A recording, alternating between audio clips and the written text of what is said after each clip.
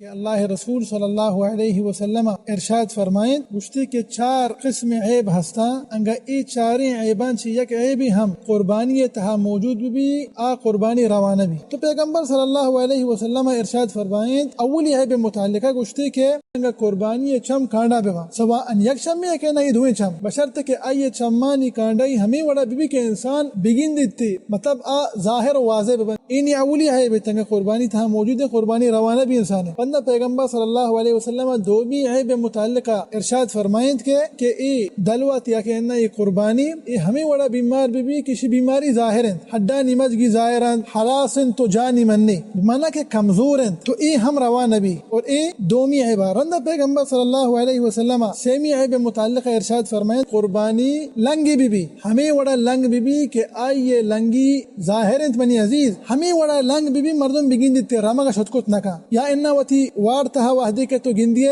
روان لنگ جنانے رو شری سرا شدکت نکا تو ای ہم روان ہیں. پتندہ پیغمبر صلی اللہ علیہ وسلم 4ویں عیب متعلقہ ارشاد فرمائیں گشتی قربانی پاد یا کہ انہا دستی پرشتگ و ہمیں وڑا پرشتا کہ انسان وعدے کی گندیتے انسان زان کہ اما اشی پاد یا کہ دست پرشتگ دیگر روایت تحت کا پیغمبر صلی اللہ علیہ وسلم ارشاد فرمائیں کہ ہمیں وڑا عاجزنت اشتات نکا اما لنگنت اما بیمارنت اما پاد دستی پرشتگ برحال اشتات کت نکا حلاس جانی مننے ای ہم روانہ بھی و ہمیں وڑا وحدے کے ما گشتو انگا ایک قربانی چم کانڈا بے با اشتا ای ہم داخل بھی انگا قربانی کوری بھی انگا یکی چم کے کانڈا آ روانہ بھی تو آ کے کوری